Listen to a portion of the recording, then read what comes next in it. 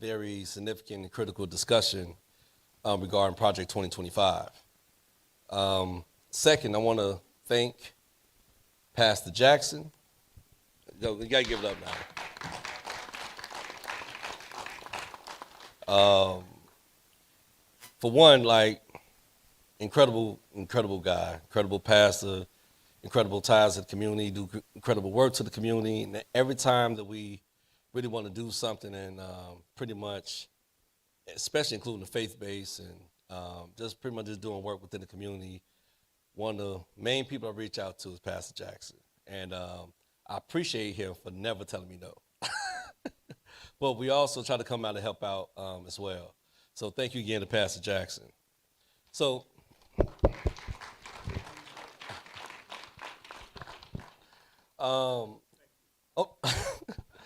so this right here, like, for one, we are Black Label Project Incorporated.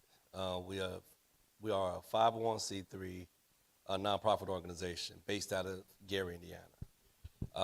Give you that information because we started back in 2012 as just doing an event. So as one of our members came up with this phrase, this pretty much started as a week of activism that turned into a lifetime of impact.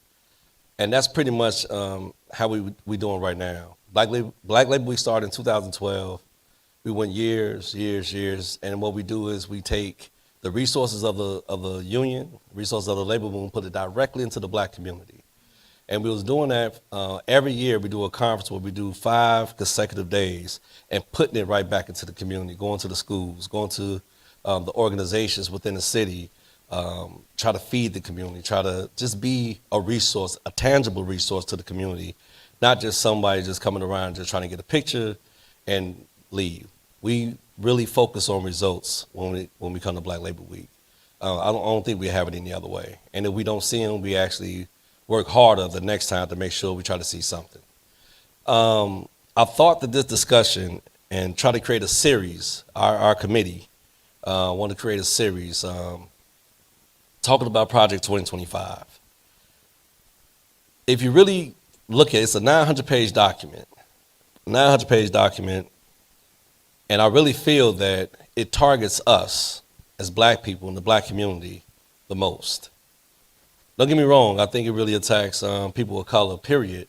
But I think we really come up on the short end of the stick when it comes on all of it. It attacks civil rights, it attacks education, it attacks workers' rights. Even one component of it talking about like not even paying you overtime for the work that you're actually doing. So I felt like we should have like a series, and this is just the introduction. So this will be considered the light night. But as we continue to go, part 2 will be more in depth, more like hard, more like I want to say aggressive discussions and conversations, because what we want to know from Black Labor Project is what can we do as a community, let's say for when the worst happens, and we're not parties, I can't say names, but then if the worst happens and these things begin to take place, what can we do as a community to organize and mobilize to create change towards it? So that's a real live discussion. The reason why it's a real live discussion because I feel like that's something that we don't do a lot of anymore. We show up, even within the labor movement, we make phone calls and emails. I think that's intangible in a way, because the fact is those things could be controlled. Those things could be blocked. We don't have too many grassroots movements that's actually really, they're ready to march and actually create formations down at the state capitol, down in DC, where we can actually see tangible results, where we could become the threat that we should be becoming. Back in the A. Philip Randolph days, the MLK, the Bayard Rustins, even the James Baldwins, and you could keep going, the Cleveland Robinsons, the Bill Lucy, late Bill Lucys. When we continue to talk about these folks, that's what we got to actually think about when it comes to us right now within our community. I feel like sometimes we become complacent. And one of the things when it comes to Black Labor Week, Black Labor Project is a lot of us up here have been doing political work when it comes to our respective unions. And when it comes to it, like, we go around every community except ours. And it's strategically and intentionally created like that. We only come to the black community, and you could, and unless you like SEIU or somebody like that, but we really only come to the black community like that weekend before the election, and we flood the black community. But if we, you know what I'm saying, as the black community, like, it's already expected for us to actually vote or select a candidate a certain way. But we still want to be seen. We shouldn't go off of assumptions. You know what I mean? Like, because some people literally stay home because they felt like we're not important enough for you to come talk to us before this. And if it's like that where people feel like they're not important, they're not going to show up for you. And to be honest, I don't expect them to. It doesn't matter if they should. It doesn't matter if it's going to hurt. We have to understand their why. And that's important to us. So it's like creating platforms like this where we can have tangible conversations and really like just come up like with solutions in a way. Or if we can't come up with solutions, come up with structures and outlines and just suggestions that could lead to solutions. Because we don't all have the answers, but somebody in here knows somebody who will. That's why these things right here are so important. So Project 2025 is pretty much considered what they call it the presidential transition project. But that's only going towards one way. It's a conservative. It's created by the Heritage Foundation and is pretty much for what they're actually trying to determine nothing but conservative policies that has nothing to do with us but go against us. A lot of conservative policies, and we're going to hear a couple of things tonight. Myself, got Sharia Smith. You already know the beloved Pastor Jackson. We got Marat. Mimi. I'm about to chop that up. And my man, brother Clarence Thornton. You'll be hearing from us, but this is not going to be something that for us to just talk at you. We want to hear from you.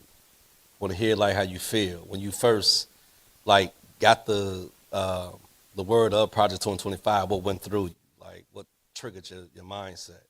Like what were you feeling? Did you feel this going to be against you? Did you feel it's going to hurt you? Did you feel like all is done? Like we want to know those emotions, and that's another reason why we're here tonight. So no further ado, I'm gonna pass it over to Sharia Smith. Thank you, EJ. Hey, good evening, everyone. I'm Sharia Smith.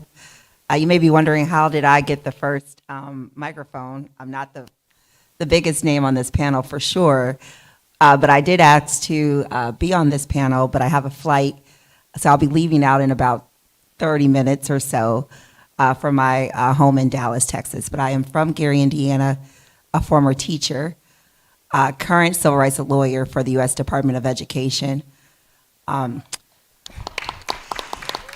And my black job is on the line. I am, since this is being videotaped and to make sure I'm compliant with the Hatch Act, I'm here on this panel in my capacity as the National Union President representing my 3,000 colleagues in the U.S. Department of Education who are at risk of being eliminated if Project 2025 does come into fruition. I started my career in the U.S. Department of Education at the bottom end of the last Obama administration. Took the job thinking it was going to be a female president administration in 2016. That was not what happened. In the last administration for our agency and for federal workers, federation-wide, was a very difficult time to work. And it's not just our jobs, but it's the work that we do for the citizens in this nation, and the work that we do specifically in the U.S. Department of Education, which funds public schools, funds education for secondary education, higher education. Unless you have $70,000 just at your disposal to pay for college, you've likely interacted with my colleagues in the U.S. Department of Education. And make no mistake about it, the Heritage Foundation is seeking to privatize.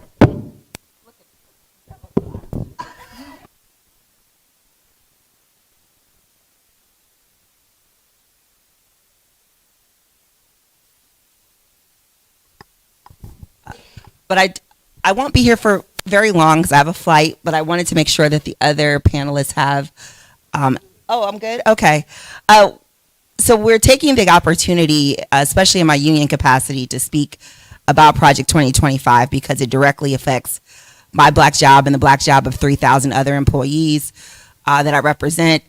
One of the a neat opportunity I had was just 2 months ago, appearing in a skit with Kenan Thompson about Project 2025 and specifically how it would impact my agency, but it's not just my agency. It is the Environmental Protection Administration, the VA, Veterans Affairs, is always on the chopping block because the desire by many people who are in the 1% is to privatize everything so they can make the money. It does not mean that the services will be improved. I know there are a lot of educators in the room. I see some of my very own. I'm a product of the Gary Community Schools Corporation. And just let you know that just being private doesn't mean that it's better. And I think too often in this country, we assume that just because something is more expensive or that it's better, and that's what you want, that has not served our community, and it will not serve our community. And it will make everything more expensive for all of us in this room. And it will only benefit the very people who have authored this treatise, this 900-page treatise. And what's also so frustrating, I want to make sure I don't say this enough, but my agency also does public student loan forgiveness. So if you have student loans, you probably interacted with our agency. What's so frustrating is that the staff members of the Heritage Foundation qualify for public service loan forgiveness, and many of them probably have utilized my agency to get their loans forgiven, and now they're trying to eliminate us. It's just, it is infuriating. So that's me. I was like, oh, that voice sounds so familiar. But yeah, you look up that skit on YouTube for DNC, but it's just very frustrating, just the hypocrisy that we are seeing in this. And I don't expect anyone to read all 900 pages, to be frank. I only read the pages that mention my agency because, again, it's my job on the line. And I do think it's a very real threat. Because the last administration, the last presidential administration, was a very, very difficult one. We had a high attrition in the federal sector, mainly because we take significant pay cuts to work in the federal sector. I took a 50% pay cut to help people, also because I paid off my student loans. But if you don't have people doing that work, then the work doesn't get done. You don't need a congressional vote to eliminate an agency if there's no one there to work. And I think that is the threat that we're really facing, or who is actually working there. In the last administration, you had a lot of hires with very questionable educational backgrounds working in the U.S. Department of Education, coming from extremely conservative institutions like Liberty University, people who have made it known that they were supportive of the last administration. That's not who you want working in the federal government. You want us to be independent because we're working, we have to work for all citizens. You are paying taxes for our salary no matter what side of the aisle we identify it with.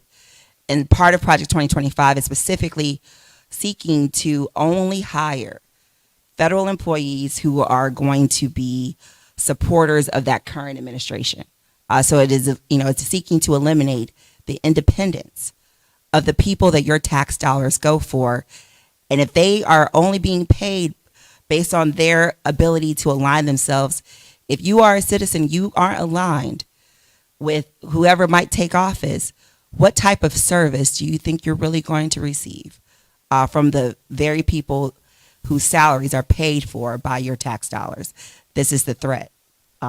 This is a threat to democracy, frankly. So I'm happy to be here, though briefly, and take any questions that I can answer with you. And I'm so glad you guys are taking time to be here tonight to learn about this threat. Thank you, Sharia. Anybody got any questions for Sharia before she head out of here? All right. Once you get up, it's $50 a question. All right. My bad. She said no discounts. One. Thank you. And this is my former student. I'm very proud of her just as much as her mom is. Let's give her a hand, Sharia Smith. Madame Sharia, j'ai un professeur de français et elle a mon étudiant, my student. I'm very happy to be here. There's a statement, Project 2025, created out of the Heritage Foundation in 1972, brought up to this forefront now, in which Trump, and I mentioned this earlier in the room, Trump refuses to acknowledge, or his team says, do not align yourself with 2025. However, not aligning himself with 2025 has also created another project called Agenda 47. If I'm not, please correct me if I'm wrong. I'm just doing this through my reading and my own personal education, educating myself about this. And so Project 2025, a 922-page document, has been decreased to, Agenda 47, 180-plus page, but all of it's the same. It's from the same soup, same piece of breakfast, same everything. It's the same thing. And we cannot let this person get in. We cannot. So whatever we can do, sidetracking a little bit, young people, the ones who say, my vote's not going to count, to the point that I even met with a lady in the grocery store who was working in the self-checkout, and I said, sweetheart, have you registered to vote? Why should I?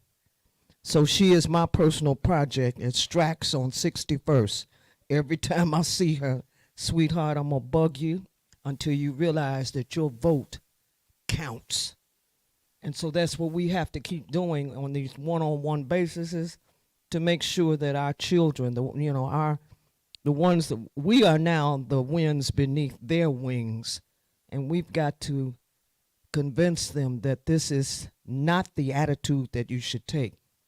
And that Project 2025 and Agenda 47 are two major catastrophes should this person get in office. So this is all I wanted to say. Thank you.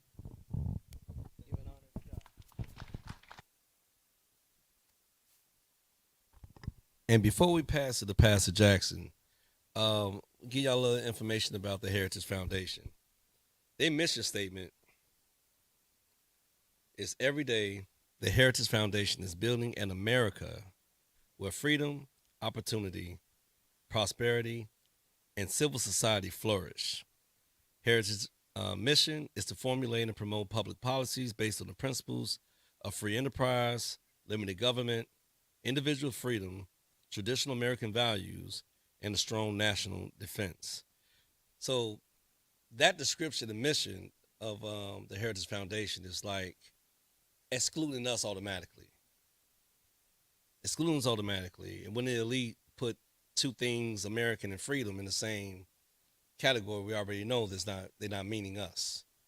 We found that out within the Constitution. But at the same time, like she was saying earlier, me and my brother, my mother and my auntie, they brought us up making sure that we was trying to register people to vote at the age of 7 and 8 years old.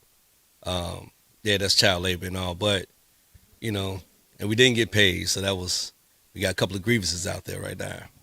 But the thing is, they educated us and impacted us and influenced us to actually take it and understand it through a serious lens, not to just take it for granted in a way. So I can see a lot of young folks saying that their vote doesn't count. They're not put into an environment where they can actually see the tangible reasons why it counts. But that's why we got people like yourself and myself and other folks that's within the room, so we can continue to actually be consistent with our attempts to actually get them to be registered and understand the whole process and to understand how they can make their vote count. I think a lot of them really don't understand that. Just a point I wanted to make before I leave. Voting is absolutely critical, but on top of voting, probably even more important than voting, is making sure the people that are elected in from every level, municipal to the halls of Congress, that you are engaging with them and that you are letting them know what you expect from them.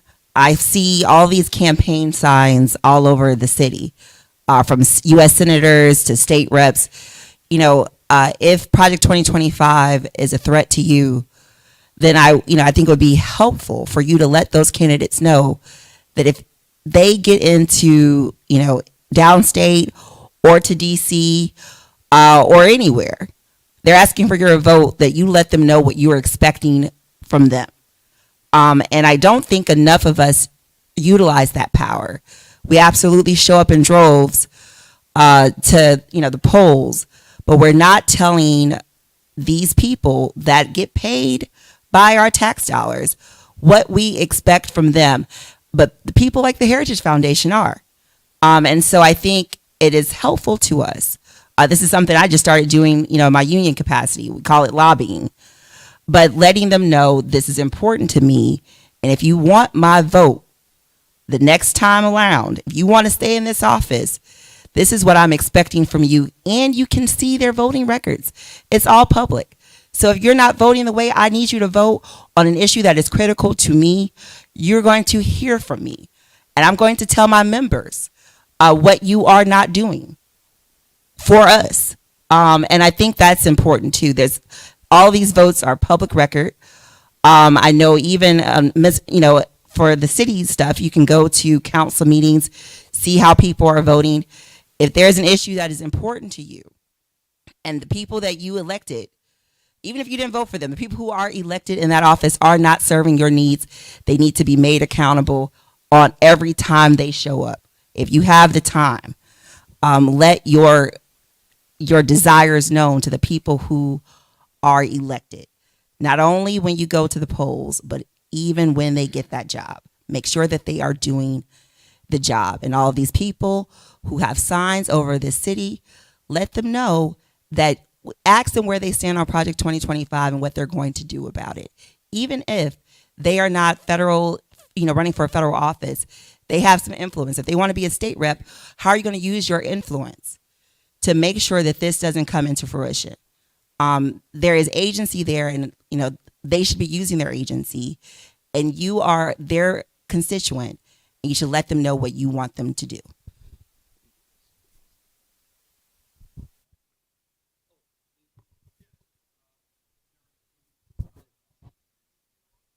What I hate to see is every attempt the Biden administration tries to move forward on these loan forgiven programs right now. It seems like they're taking them to court. And I just saw something in the paper today where they're trying to do something to stop the loan forgiveness. And maybe you could give us enlighten us, because you folks are being attacked right now. This is not even 2025. This is right now. Your agency is being under severe attack, and we hate to see that. And thank you for your service.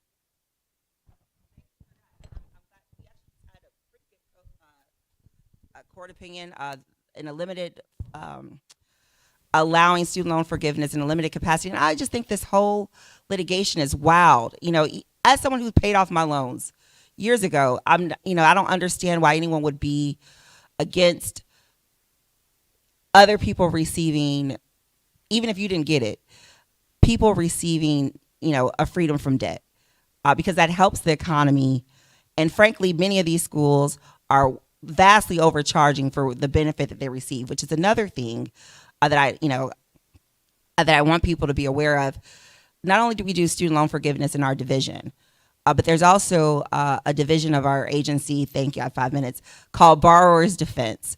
And Borrower's Defense is specifically for people who went to schools where after they graduated from those schools, they were unable to get gainful employment, or they're still working the same jobs that they had before they even went to that school, and they spent tens of thousands of dollars. If you Google Borrower's Defense for federal student aid, there's a 21-page application that I encourage you to fill out. Many people who went to the Art Institute filled out those applications, and they had their loans completely eliminated because of allegations of fraud against that school, because those schools have overcharged their students. And after graduating from those institutions, their students by and large aren't able to get gainful employment, and it's something our agency is currently looking at. But I encourage you all, if you have student loans, to fill out those applications, because if my colleagues have to adjudicate those applications before January, or else the default is elimination of your debt. And that's a lot of applications. And we don't have the staff, I don't think, to really get to all of them. So it might be a really good use of your time to apply for that borrower's defense application. But you're absolutely right. You know, we're under the gun, and we're also understaffed. One of the things the last administration did was not ask for enough of a budget and did not hire people. So we're working with a third of the staff to do this work. And even with a third of that staff, we're still forgiven billions of dollars of loans. That is a game changer, particularly in our community where we often have to borrow money. And when we do get jobs, we're helping our families. It's not like we're starting from scratch.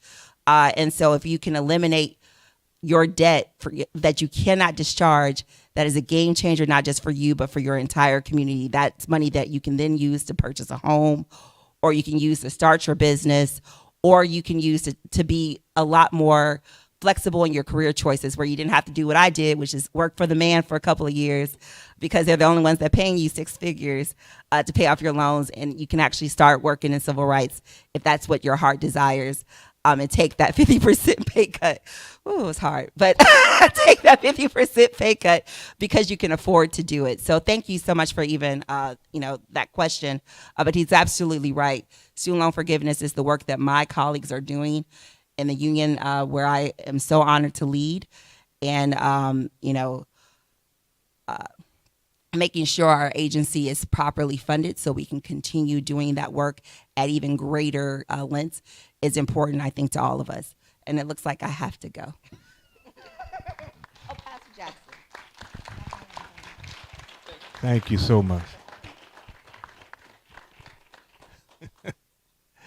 And come on, give it up again for these labor leaders. And I asked to do that to celebrate them, what EJ and his team and all of them are doing, because they are traveling in the path that others before us have traveled, and we need this.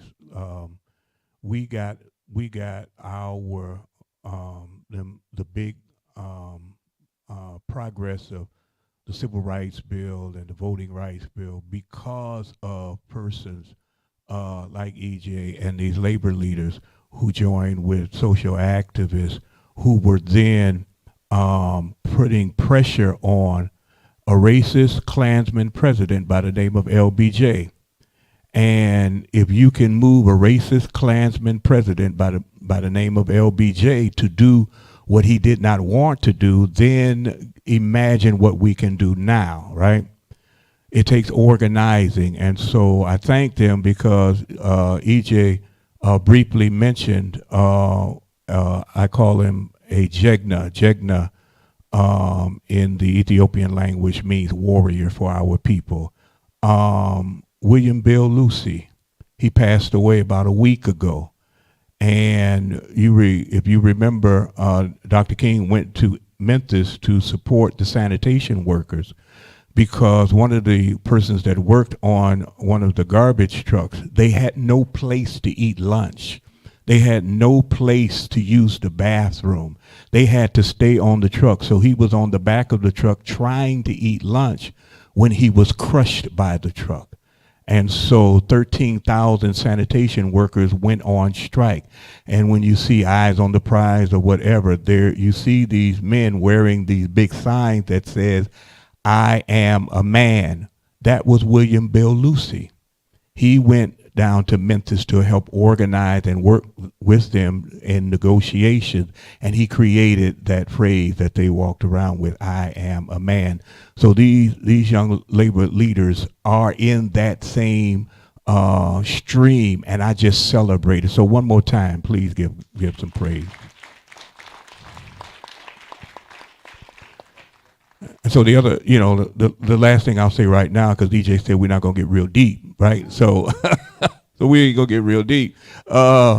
But you hear from Project 2025 and these conservative right-wing folk who are talking about going back. They talk about make America great again. When was it ever great, right? You have to ask that question of people who say that. And so you know what they mean by that. And so to give you an idea, Project 2025 wants to eliminate the Department of Education, because what they're saying is not only privatization, but they want to go back to states' right, where states decided this. So Brown versus Board of Education decision comes down. And those of you who know the theologian, Dr. Aubrey Hendricks, he writes about this in his book, Christians Against Christianity. And what he pointed out, this happened all over the South in particular. So Brown versus Board of Education, because white folk did not want to have black students in their schools, Prince Edward County, Virginia, closed all of the public schools, opened up private schools for white children only. For over 5 years, black children had no school to go to. So this is what we're facing, and it's what you have heard is an existential threat. And so to close, that means that along with the labor leaders and activists and grassroots folk, we have to continue to do this, which is why I'm glad it is a series, because what we're actually doing is putting together platforms. We have to put together platforms so that Maynard Jackson did this. Now there were some challenges with his tenure as mayor, but one of the things he did that was so important was they created a 7-point platform that every black person on a palm card, that they could have the 7 points that we need any person that's running for office to be able to agree to, or we ain't gonna vote for you. And so we want to create a platform so that anytime somebody is running for office, do you agree to these 7 points, right? So that all of us can be on the same page with it, so we can come together and create that platform so that when people are running for office, we tell them what we want. They work for us. Their only job is to bring resources to our community. That's their only job, right? And so I've been wanting to, for years now, have one of these voter education moments where we go through the job description of everybody that we would be voting for, from council person to mayor to representative to whatever the office is. What is your job description, right? What can you actually do? Because what we hear during election time in particular is, we're going to get world peace. We're going to have everybody come together, kumbaya. That ain't your job description. But you're fooling people by talking about candy, and you're tricking people with talking about candy rather than talking about substance and what you actually can do. And so that's where I'm gonna leave it right there. But I'm glad that we are beginning this, that it will continue. So thank you so much. Now see, y'all want to stick around for part 2 on the 15th. Pastor Jackson ready. But see, that's exactly what we're talking about, though. And if I give it to Mimi and Clarence, that's exactly what we're talking about. Every last one of us within Black Liberty Project, like we have like these deep beliefs. We have deep beliefs of grassroots organizing, deep beliefs of history, especially when it comes to us. Very deep beliefs in community. But we pride ourselves on our belief in the youth.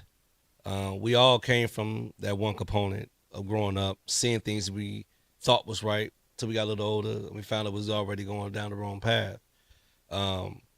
It's like, you got people like Pastor Jackson and even Mimi, Clarence, Tisha, Pam, Teresa, Craig, like, Selena, I see Tony and Angie.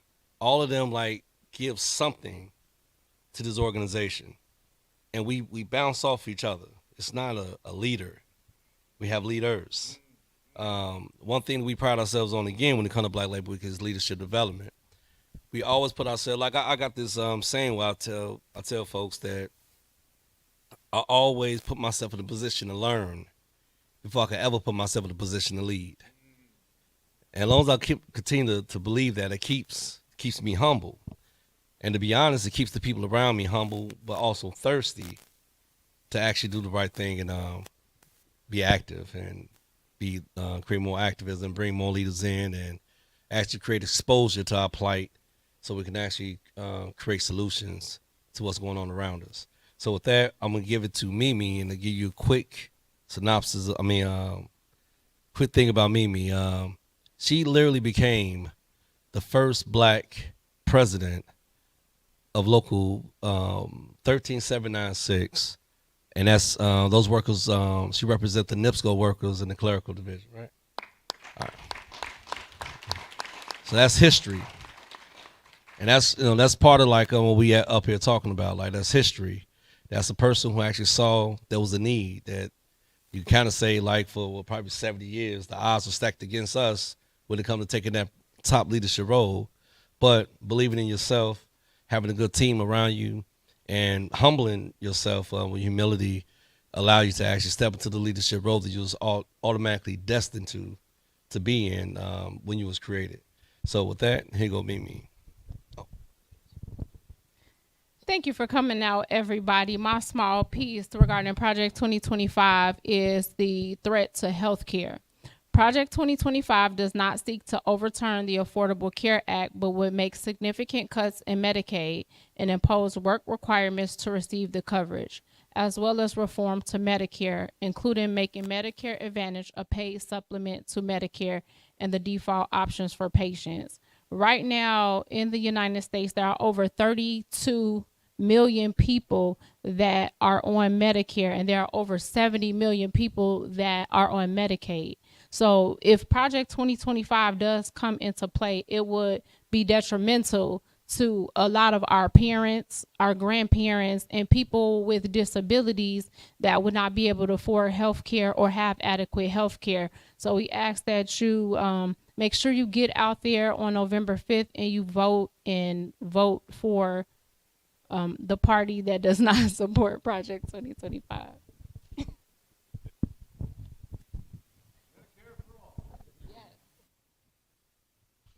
Well, my name is Clarence. Thank you for coming out, everyone. We really appreciate it. So my take is on Project 25. It's a little bit different. I mean, I read some of the things on there, and some things I don't agree with, but also some things I kind of agree with. I think as far as education, I do believe that as far as black people, our kids should have the right, their parents should have the right to choose where they want to send their child to, if it's a public school or a charter school or a private school. Now, why I say that, because I went to mostly parochial school all my life. I started at MC Bennett Holiness School, then from there I went to Holy Trinity, then from there I went to Andrean. So my perspective on the education part is a little bit different.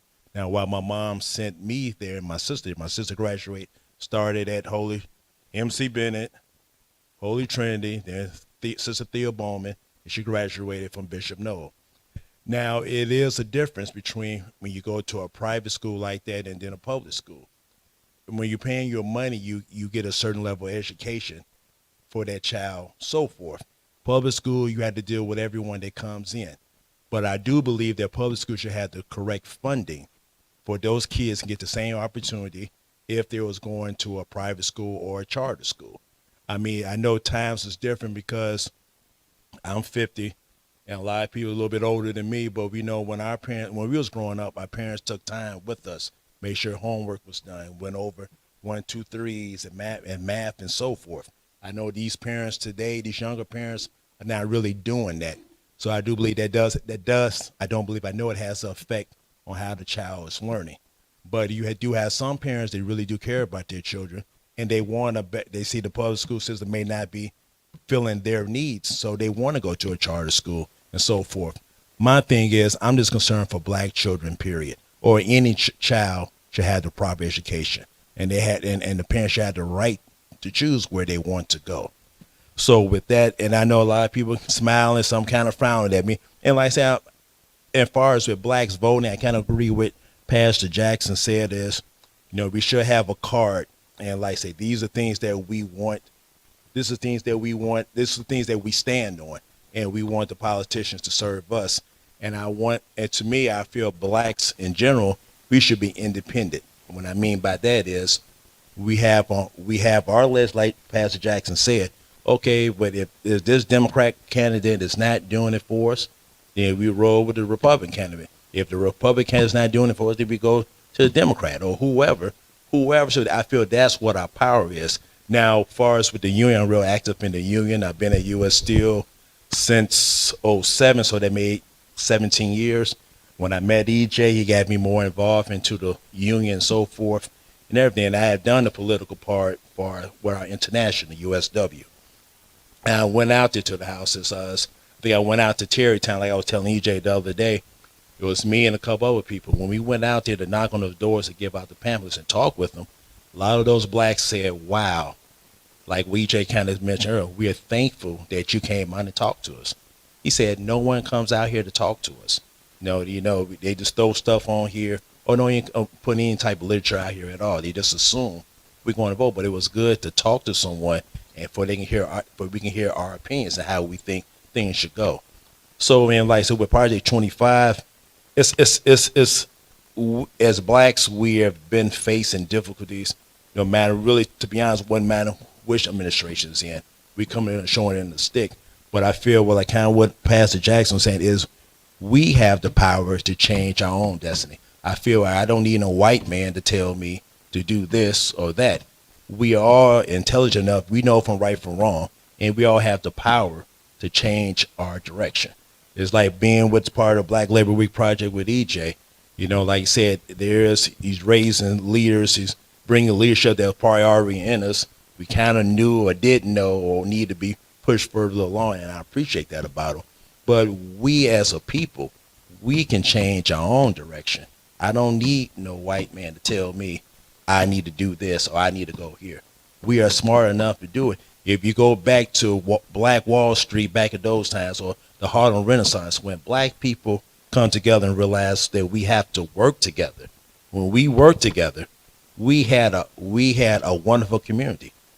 We had our tax dollars stayed in the black community, and that's what we need to give on. So Project 25, yes, there's some things on there I don't. As far as the education, I'm half and half on, but also with the policy as far as making like a dictatorship, of course, I don't agree with that.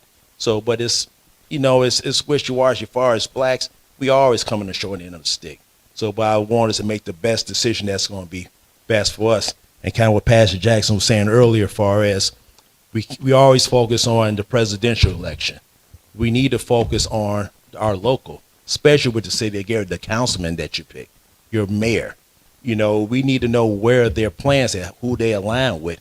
Does that really benefit black people or not? It's like with now, I keep up with Chicago politics over there as far as with the immigration thing. I think that affects a lot of black people because you have a lot of illegal or migrants, that they call them, to come in here, but they are sent to the black community. Now, you look at Chicago, because I have friends over there and family. Over for years, they've been asking for money for those communities, and they always get to showing it on the stick. But these migrants that came over there, and they house them there, and they're getting police protection, they're getting free housing, now they're getting them jobs and so forth, brand new clothing. But our people been there, and we've been having our hand out, and we are American citizens, and we deserve that money as well. So thank you.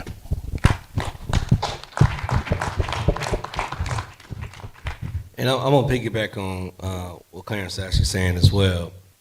Because the thing is, like, and I understand the point you're trying to make, but when it comes to education and the pick of private versus public, we got to remember, too, that our public schools are not resourced or look like public schools outside of our area.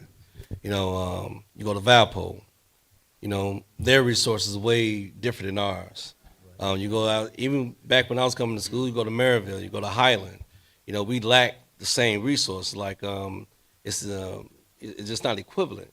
So, I understand when, if we only judging from our area, which we should demand more from our area when it comes to public schools. And I think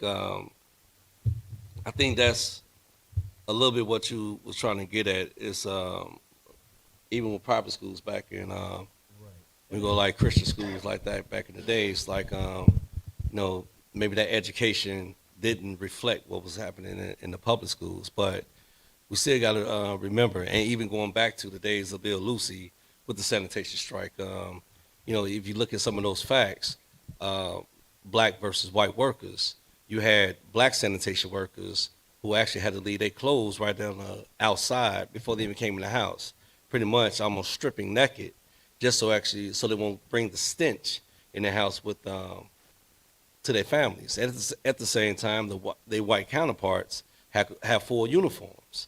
So like with the I Am a Man and Dr. King actually looking at that sanitation strike as a good lead way for his Poor People's Campaign, because it reflected exactly what he was standing for within the Poor People's Campaign. That's really what we're talking about when it comes to this Project 2025. Like, we're going to continue to be considered the have-nots when it comes to policy, when it comes to legislation, and it happens over and over again. We left out of every equation that's going to actually benefit us. So that, and when it comes to, I know, say you got a choice to pick the schools, but the deeper picture, and I believe it is actually quoted within the Project 2025, they want to eliminate the Department of Education. They're saying, which is like a smokescreen, saying like, we want to eliminate the Department of Education because we want you to be able to freely choose what school you be able to go to. But you got to remember something. Ain't no school funded for free. Ain't no teacher working for free, which means those funds got to come from somewhere.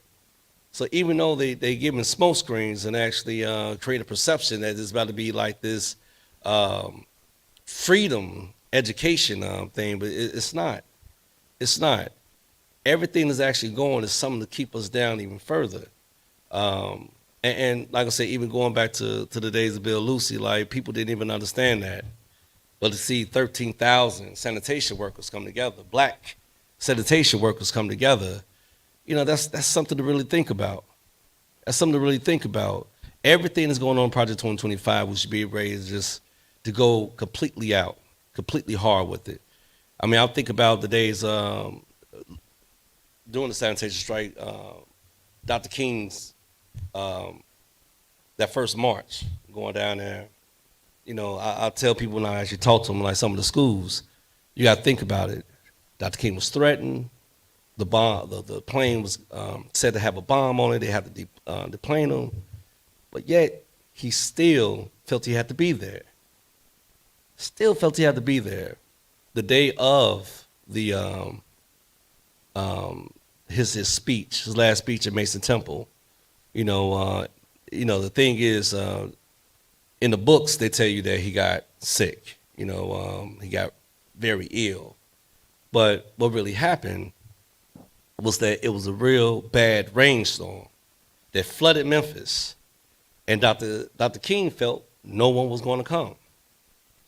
No one was going to be there. So he chose to stay behind in the hotel, sent Reverend Ralph Abernathy over to Mason Temple to let everybody know, like, I might not be, Dr. King ain't going to be, y'all got me tonight. I got a couple of words for y'all. It might not be Dr. King's, but I can tell y'all a couple of things. But when Reverend Ralph Abernathy got to Mason Temple, it was a fully packed church, but people still trying to get in. So think of that for a minute. That's one man. One man here to inspire like pretty much a nation at that time. Yeah, it was Memphis. Yeah, we were talking about sanitation workers, but that was a nation. That was a nation that came and gave, to me, one of his best speeches. And I always focus on the last, 2.5, 3 minutes of that speech. The last 2.5, 3 minutes of that speech, because as he flipped it, right there around maybe the 2-minute mark, you saw his eyes light up. And pretty much he told everybody, hey, pretty much life is life. He said, don't even matter to me now. Completely not even talking about the sanitation strike anymore. At that moment, Dr. King saw a bigger picture. He saw his own sacrifice to actually paint a broader picture, to get folks down to actually believe and it's something bigger than themselves. To actually turn this speech around and actually talk about pretty much, hey, look, it doesn't matter to me now. We got greater days ahead. So I'm talking about life, talking about going to the mountaintop, seeing the promised land. He looked over. I mean, that was powerful. So when we talking about and I'm gonna get back to you in a second, Pastor Jackson. We talk about Project 2025. It's a bigger picture than us. You see what I'm saying? We're the now. We're right here. A lot of folks in here have got kids, and a lot of folks are looking to have kids or got grandkids, or that's the future. I could leave this earth tomorrow, but I know my son got to deal with everything I leave behind. I know my daughter has to, even though my daughter like a little activist. My nieces, they're activists, but they fight becomes harder if we don't do nothing today. So like Pastor Jackson said, and if you talk about doing a voter education, I would love to be a part of that as well. Like Pastor Jackson said, these platforms are needed. They're not needed just for us to get in here and to say hey, look, yada yada yada yada, rah rah rah. I don't care for those type of things. I really don't. I hate to hear people talk just to hear themselves talk. When I first heard Pastor Jackson, that hit me. And I think the first time I heard Pastor Jackson talk was back when Right to Work was trying to get passed. I was up here on the panel. Never even met Pastor Jackson before. But when I heard him, sometimes your words are power. They're influence. They're motivation to the loss of your soul, to the loss of your mind. And just think about that. We could all use a little encouragement, a little inspiration, a little push. Because a lot of times we be ready to give up. And if we able to sit right here right now and have a conversation, just think, if the wrong party gets in office and this Project 2025 pass, what we going to do? When Trump, with number 45, all right, got to correct this. When he got elected in 16, I'm from the labor movement, doom and gloom. Doom and gloom. They were starting to shut down civil rights departments. There was shut down different conferences that actually talked about civil rights, and pretty much it was doom and gloom. And I'm like, I asked one of our labor leaders, I said, by y'all doing all that, y'all do know that y'all impressing us, right? Well, what you talking about? What you talking about? I said, you shutting down things that give us education. And out of your own mouth, you told me that y'all looking out for your other members. We don't want to make the other members upset. So to tell me that in my face, that was a slap. But that made me go harder with this. It's having your own platform, your own stage, under your own umbrella. Nobody could tell you anything. Can't not one person in the labor movement tell me how to move. And I don't look at it as power. I do look at it as influence. And not egotistical influence, not influence of arrogance. I look at it as the influence of education, an influence of inspiration, an influence for people to see within themselves that, hey, look, you know what I'm saying? We can all rise up. I never did anything that I didn't try to pull somebody else up with me. We all got to think like that. We all do. This right here, this is an important series to me. It's an important series to Black Labor Project, because we feel like, this is another attack. This is 2024 and black folks are still getting attacked, man. Come on. 60 years after the Civil Rights Act. 60 years and almost 2 months. We still getting attacked. We get one election, we think, we expect for people to do a whole lot for us. I expect for us to actually make them. That's a different thought. You know what I'm saying? It's a different mentality. Right now, if I won $50 million, my brother, I know he's gonna give me $5 million. He gonna give me something, you know. I might be like, I don't know. You know what I'm saying? Let me see how far to stretch. Then he might come to, hey man, look, I did this for you, and he demands I give it to him. That's action. That's action. You know what I mean? So I mean, like I said, I saw what Brother Clarence was trying to say, and I want to give like a deeper, just a deeper perspective to it, because we do have two totally different education systems within this country, whether they're private, whether they're public. We got two different educational systems. But public schools, black folks been suffering for years. We had African American history in my high school. They kept it, which made sense, even though the book was only that thick. Book about that thick. But it made sense. It was logical. But they took it away 2 years later. That shocked me, but you actually made, you know, we had to make sure that we passed U.S. history, where the book was like that thick. So I mean, I'm saying like these, you know, tonight we like I said, this is just the introduction to this town hall series. Part 2, Pastor Jackson will get all the way in. You know, we'll have some more folks up here that are gonna get all the way in. But we really want to hear from you, like, when you heard about Project 2025, like, how did that make you feel? When you read some of the content of the documents, how did that make you feel? That's really the introduction part of this whole series. How did the community feel when it comes to it?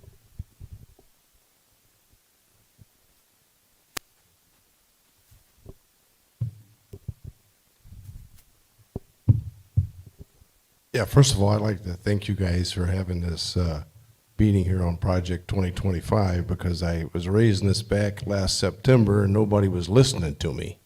And then, like I said, once you start seeing what the summary of that 900 pages are, it's enough to give you the heebie-jeebies, you know.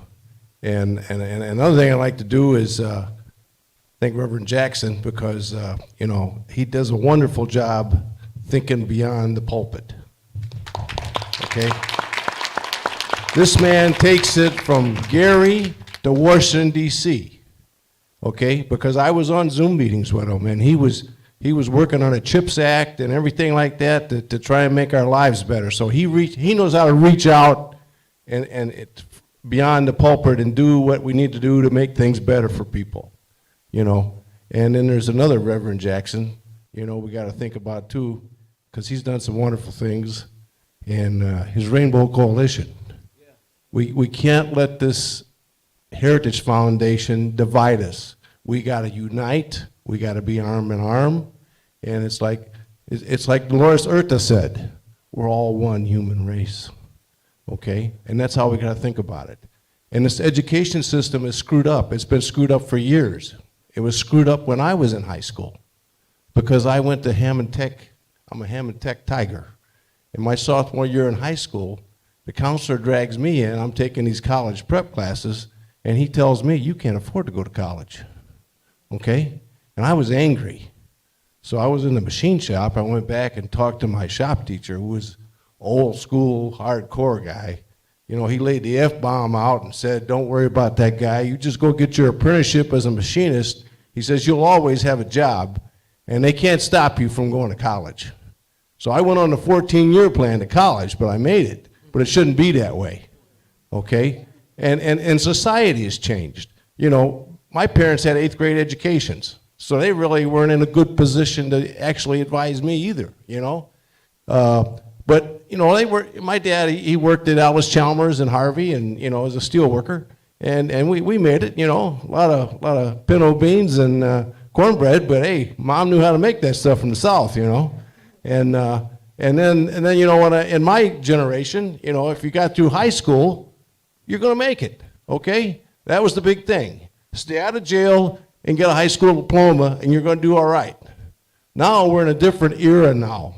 where we got to look at this different, and we got to think about it. We got to push hard, because now these kids are required to have a minimum of 2 years of college, but we should have 4 years of free college. And this is what Bernie Sanders was pushing for. And he's right on target, because if we want to create a society to where we're successful, that's the direction we got to go. And it ain't a matter about segregating on what color you are. It's a matter of creating opportunity for everybody. And we need to be united as a people. And we need to make sure that that division stuff stops. Because I get upset. I live in Highland, and I get upset because they don't acknowledge Martin Luther King Day. They don't acknowledge Juneteenth. And I send them some nasty emails, you know, and they still don't want to do anything. The only thing they have done, they have created a barbecue. You know, we have that now. But, you know, we're not doing it on Juneteenth, though. You know, so, I mean, so we have to change some minds, and we got to make sure that these evil people out there don't divide us. We got to come together. This is so important. You know, it's just like Martin Luther King said.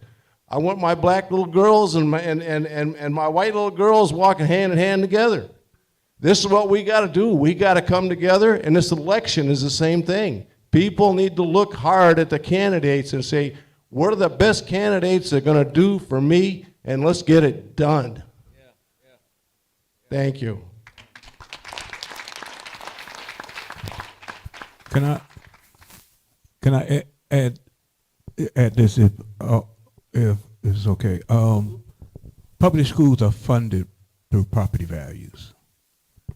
It's an arbitrary way of funding schools that somebody came up with in order to make white schools better than the schools that serve black communities. It can change overnight with, again, the people. Property values are how the public schools are funded, which is why most of the time in black communities, brown communities, public schools don't have enough resources. They're not funded properly, so that, you know, you can have the best teachers and you can have the resources that are needed. The other thing I want to raise is the issue of civics. So, as you were talking about, a lot of young folk are saying, hey, why should I vote and whatnot? Well, because you have like this where we educate about what civics is. In other words, how does government actually work? So I'm for reparations for black folk, right? And there are groups like ADOS and FBA, you know, who, I'm laughing because I'm trying not to say anything bad right now, because I get into not fist fights but arguments with these alphabet folk, FBA and, you know, the ADOS folk, because I'm for reparations, but you talk to some of our folk in these groups and they'll say, well, just cut the check. They gave Native Americans and the Japanese, you know, reparations. Yeah, they did. But look at what they did to get it. Because they understood how government works and what you have to do to get those things. Congress has to pass that. And you have to work on policy plans and all of that. So civics is so important. How does government work? So that then we'll understand that when, you know, certain people say, because they signed a stimulus check, when they signed the stimulus check, they tried to make everybody think, I'm the one that gave you this money. That money came from the Obama administration, right? Because when you understand how government works, there's a residual, there's a delayed effect that happens, right? But again, you know, and that goes into something else. We have to, you know, especially now, we have more than ever, especially during Bill Lucy and my hero of all times, Ella Baker, who to me was the greatest organizer that ever walked the earth. And all you got, and you want to argue with me on it? I'm here for all the smoke. But you know what they didn't have, we have, and that is social media, where anybody can say anything and try to make it sound real good with a whole lot of passion, and then we say, well, yeah, that makes sense. No, you have to be careful about that, and that's hurting us right now because celebrities are being paid to say stuff to distract us, right? And so we have to be very careful of that. And the last thing I want to say is we have to learn from the past to stop being one issue voters, right? So when George Bush, young George Bush was in, he knew the buttons to push: abortion, gay rights. And that caused many of us to be one issue voters. Well, I can't vote. That if you disagree, if you find whatever you think about abortion and gay rights, and a candidate is saying, I'm trying to make sure everybody is taken care of, even those who are in the LGBTQIA, and make sure that women have a right to decide what they want to do with their body. Now, if that candidate is for that and you say, well, them two I don't like, but everything else lines up, then it is political suicide to be a one-issue voter to say, well, I don't agree with that. You don't agree with yourself all day. Come on now. So these are things, that we can't let folk manipulate us into A, being so frustrated that we don't vote, and B, end up voting for a third-party candidate. I love Cornel West, but he's wrong as two left shoes. A prophet, and he knows this, so it's ego. Prophets don't run for office. And prophets don't want to be head of an empire. So third-party voting right now is voting for the person that you don't like, right? Because if we and I believe we need more parties, but that starts locally. You start building up, that third party locally.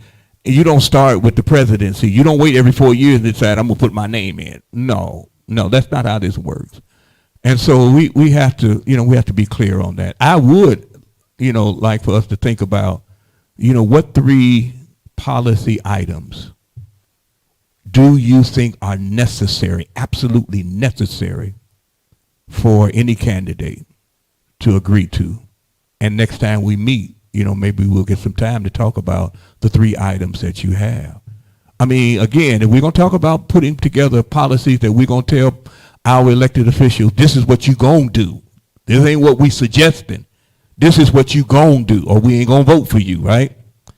Then perhaps it would be a good thing, if it's okay, EJ, for everybody to leave from here and start pondering on what 3 policy items do you feel are absolutely necessary for any elected official to agree to, right? And what we'll end up doing is putting together a platform that we can always, judge our elected officials or those running for office to stand up to, right?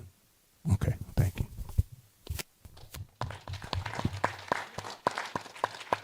Those are powerful words. But that's a directive and a setup for part 2. And we definitely want everyone in here, make sure next time you bring someone with you. Let's fill up every seat that we have in here. I believe this was a really great discussion. Pastor Jackson just challenged all of us. We need 3 policies, and everybody bring them. And what we'll do is we might end up stretching the next one like an extra hour. And we'll take just a segment out of that and try to go over every last one of them. And we might have a board we could write on all that, a flip chart to write them down. And I think that's a start. Now, the thing is, this is not just going to end when the election is over. Right. We're going to have our own follow-up. And that's one thing we don't do enough of is follow-up. So, this is, let's say this is the start of the new beginning. This is the start for the next election cycle, before the election cycle gets here, which will be in 2 years. That's the midterm. Yep. So, I love the challenge, so it's cool with me, Pastor Jackson. It's cool with us. We go ahead and put that on right there, and that'll be part of the discussion. And like I said, we're gonna have more folks with Pastor Jackson up here. It's gonna get real intense.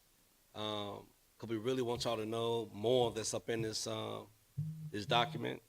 We're gonna try to have some leaflets for y'all that's gonna give you some more insights what's up in it, so you can take back with you. We'll have more food, so make sure everybody eat well. But I like this. Like I think everything turned out great, and we this started with something good right here, something great. So before we all leave, it's like every event we do at Black Labor Week, I start with a quote and I end with a quote. So I'm gonna say both of the quotes right now. A. Philip Randolph had a quote saying, "We often hate each other because we fear each other. We fear each other because we don't know each other. We don't know each other because we can't communicate, and we can't communicate because we're separated." Now, to be honest, like that quote was like real, and when you really look at us, it's on point. It's on point because we do have this sense of hate because of fear. You know, we fear each other because we're choosing not to know each other. You know what I mean? We're choosing that. And a lot of people, like a lot of black folks, though, we have a lot of trauma. So sometimes what we do is, I heard Jay-Z say, and it stood out because it was actually true. A lot of times we get upset when a person is looking at us smiling. And we're not, you know, what we getting upset at is the fact that we think the person is smiling at us see everything that we're going through. And they're smiling at our trauma, and they're laughing at our trauma versus actually trying to find out what's wrong with us. But that's just an assumption. But that's the kind of trauma we have as black folks. So the second quote is the reversal of the first one, because what we try to do as Black Labor Week Project is make sure that we don't hate each other, because we want to make sure that we don't fear each other. And we don't fear each other because we learn to know each other. We learn to know each other because we found out we could communicate. And we found out we communicated by realizing we're not separated. Now, when we actually understand these things, we move as one. We understand each other. We get to communicate, so we get more ideas amongst each other. We could build with each other, organize with each other, and then most importantly, mobilize with each other. We could make change with each other. But we just got to get over that first hump by thinking that we hate and we fear because we don't know and we don't communicate because we are. Once we do that, we move. That's happened every year during Black Labor Week. Pastor Jackson witnessed it on that Monday. Like, folks come in and, you know, believe it or not, Pastor Jackson, they all strangers. When you say it don't look like it, but they all strangers. And, you know, we really focus on that because we want to change that whole narrative of that first quote. Don't get me wrong, that was a powerful quote by a powerful man. And I know you said Ella Baker, but I was thinking Baker for the Randolph too. So, you know, we had a little time to go back and forth. But so with that, we, as Black Labor Week Project Incorporated, want to thank you all. Want to thank you all, and make sure y'all understand our mission. Our mission is to unapologetically reshape the narrative within the black community. All right.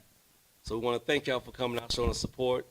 Part 2 is October 15th, right back here at Trinity United. We will be having the flyers out. We'll be having have the flyers out, be doing some posts and events, try to put out there the display the event. But we, like I said, if you can, same time. So we're gonna probably go 5 to 8, if that's okay with you, Pastor Jackson.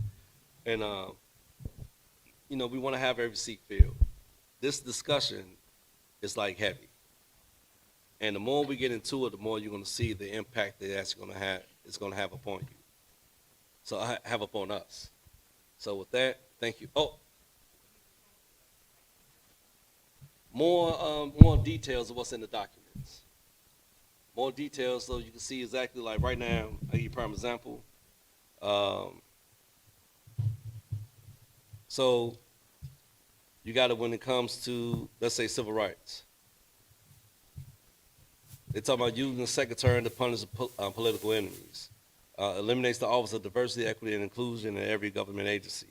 stop workplace discrimination, data collection, makes it easier for employers to discriminate based on race and gender. You know, just things like that so we can have more conversation of what that means. That's okay? All right, thank you. I appreciate y'all. Thank you, Pastor Jackson.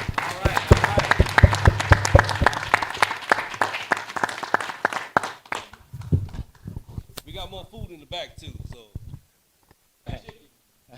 Pick up a couple of pieces. No, I was gonna say everybody like chickens. That was